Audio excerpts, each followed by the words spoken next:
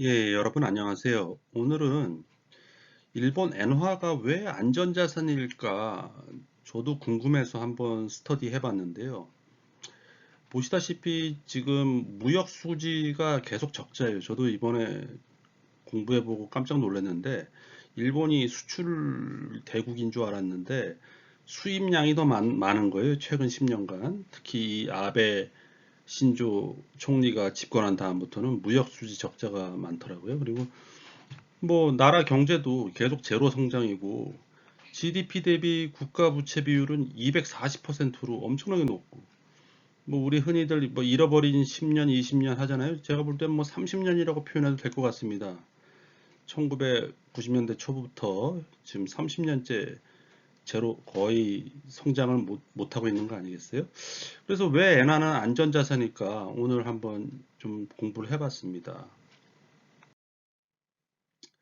자, 엔화가 확실하게 안전자산이라는 걸 보여주는 그래프인데요. 어, 이 파란 선은 엔화의 가치입니다. 이제 이게 올라가면 엔화 가치가 상승한다는 뜻이고 떨어진다는 얘기는 엔화가 가치가 하락한다는 뜻이죠. 그 다음에 빨간 선은 글로벌 주식시장입니다. 이거는 뭐냐면은 스탠다드 앤 푸어스 S&P가 발표하는 이제 100 인덱스 전 세계 주식들 각 나라의 주식들의 인덱스예요. 그래서 전 세계 시장의 주식이 이렇게 보세요. 지금 이렇게 확 빠졌죠. 2008년도에 빠졌을 때 2008년도는 뭐가 있었어요? 이 리만 브라더스 그 서브프라임 모기지 사태가 있었잖아요. 이렇게 빠질 때 엔화 가치는 상승했습니다. 보시면은 그 다음에 뭐 2012년 이럴 때 보시면은 어 주식시장이 이제 막 좋아요. 이렇게 경제가 좋다 이거죠. 이때는 또 엔화 가치가 하락하고요. 그러니까 경제가 급격하게 하락할 때 사람들이 두려움을 느낄 때 엔화를 사들이기 시작했다는 거죠. 엔화 가치가 상승했다는 거는. 그리고 경제가 오히려 이렇게 좋아질 때에는 굳이 안전자산에 투자할 필요 없겠죠. 주식이나 이런 부동산, 이런 리스키한 자산에 투자하는 게 맞을 겁니다. 그래서 확실히 역의 관계에 있어요. 이거는 뭐 누구도 부정할 수 없는 사실인 것 같습니다. 일본 GDP 성장률을 이제 과거 25년간을 보시면은 뭐 제가 아까 잃어버린 30년이라고 표현한 게 뭐 말이 된다라는 게 보시면은 지금 25년간 플러스 마이너스 해서 뭐 평균 내보면 뭐 0. 몇 퍼센트 될까 말까 하겠네요. 거의 0%죠. 뭐 이렇게 크게 또 마이너스를 보인 구간들이 있고 최근에 또 마이너스 보였잖아요. 그러니까 그래서 이렇게 경제가 안 좋은데 또 엔화가 왜 안전자산일까? 궁금하죠. 또 GDP 대비 정부 부채 비율을 한번 볼게요. 이게 OECD 국가들을 나열했는데요. 지금 작년에 IMF에서 발표한 자료입니다. 보면 뭐 일본이 월등한 1등입니다. 240%예요. GDP 대비 정부 부채 비율이요. 뭐 그다음에 그리스 있고 여기 보면은 뭐 미국이 한 100% 정도 되고요.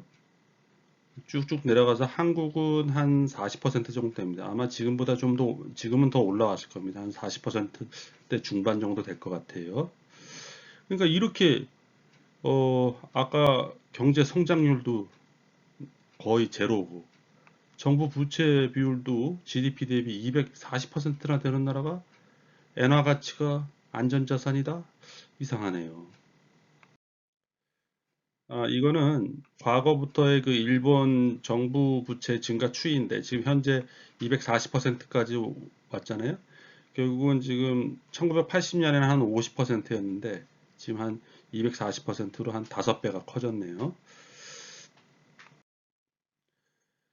근데 이제 어떤 사람들은 일본의 그 정부 부채는 걱정할 필요가 없다. 일본 정부가 발행한 그 국채는 이 내셔널 뎃은 대부분이 다 뱅크 오브 재팬, 일본은행이 보유하고 있고, 그 다음에 일본의 그 뭐죠? 상업은행들이 보유하고 있고, 일본의 보험회사들이 보유하고 있고, 이렇다는 거예요.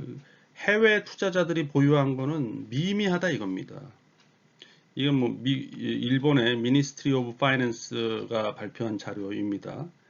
일본은 뭐라고 그러나요? 재무부라고 그러나요? 대장성이라고 그러나요? 아무튼 거기서 발표한 자료인데, 그렇기 때문에 우리나라 같은 경우는 우리나라의 국채를 해외 투자자들이 많이 보유하고 있죠. 그렇기 때문에 그 해외 투자자들이 갑자기 채무 상환 압박, 아니면은 뭐 더 이상 롤오버, 더 이상 만기 연장을 안 해주겠다고 하면, 그러니까 차환, 그러니까 만기가 됐을 때 다시 또 채권을 발행해서 다시 채권을 계속 돌려 찍는 거죠. 그 롤오버를 안 해준다 그러면 크게 나라 경제가 위험해집니다. 그러면 진짜 외환 위기 나는 거죠.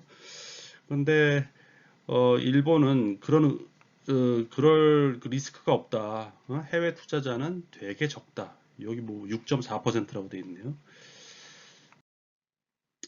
일본의 기준금리 추이를 보시면은 지금 보면은 한 2016년부터 마이너스 0.1%로 지금 계속 일관되고 있습니다.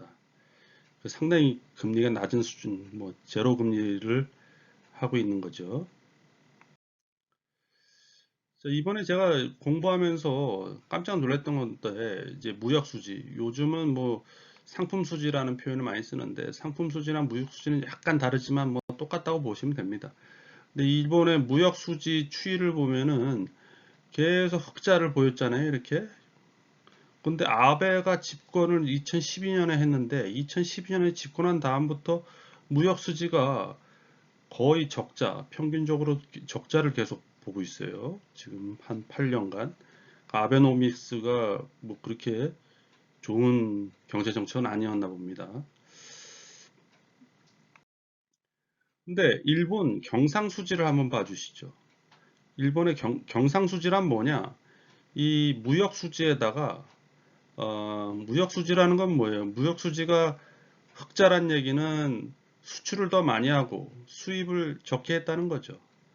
근데 아까 무역 수지가 적자라 그랬잖아요. 그 얘기는 뭐냐면 수입량이 더 많았다는 얘기입니다. 뭐 원유라든지 뭐 원자재라든지 부품이라든지 이런 거 수입이 훨씬 많았다는 얘기.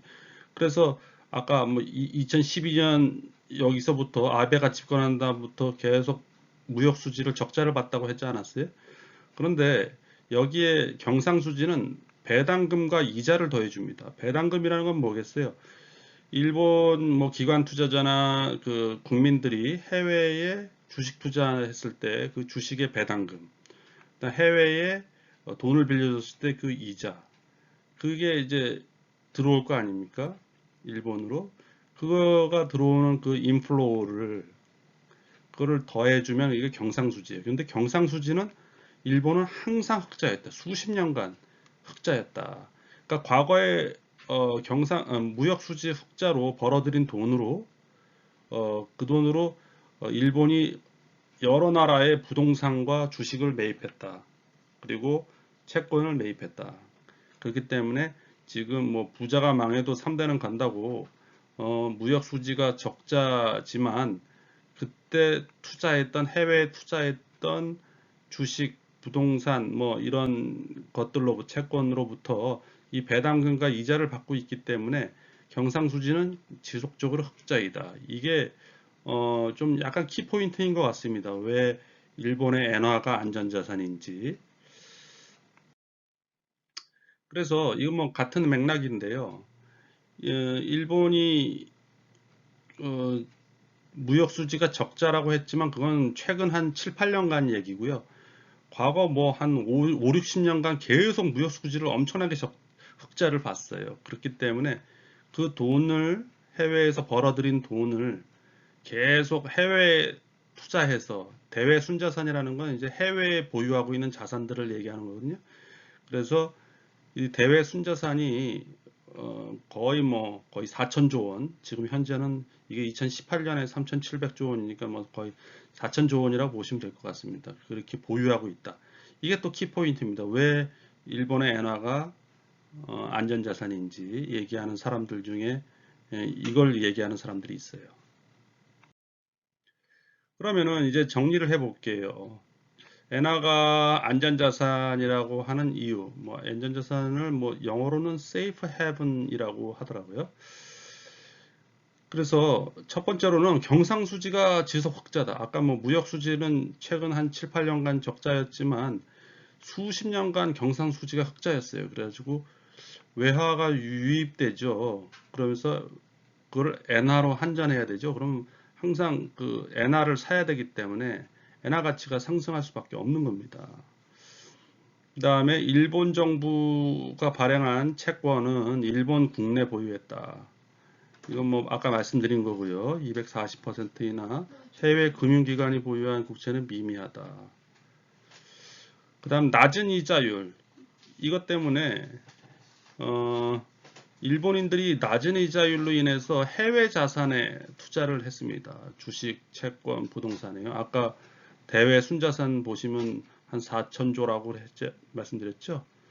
그래서 세계 경제적인 충격, 뭐 지정학적 위기, 뭐 전쟁이나 아니면 뭐 리만 브라더스나 뭐 이런 닷컴 버블, 그다음 뭐 이런 게 일어나면은 일본인들이 그 해외 자산을 다 팔아서 일본 본국으로 가져오는 그런 걸 합니다.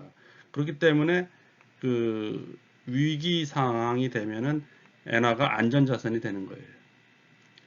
또 하나는 이건 뭐 제가 볼 때 큰 영향이 있나 모르겠지만 또 이렇게 많은 경제 전문가들이 얘기하더라고요. 엔캐리 트레이드. 일본이 이자율이 낮아서 많은 국내외 투자자들이 엔화로 차입해가지고 그러니까 타국가 해외에다가 뭐 브라질이니 뭐 중국이니 러시아니 이런 데다가 자산을 보유하고 있어요. 투자하고 있어요. 일본의 이자율이 낮기 때문에 이걸 엔캐리 트레이드라고 하는데요.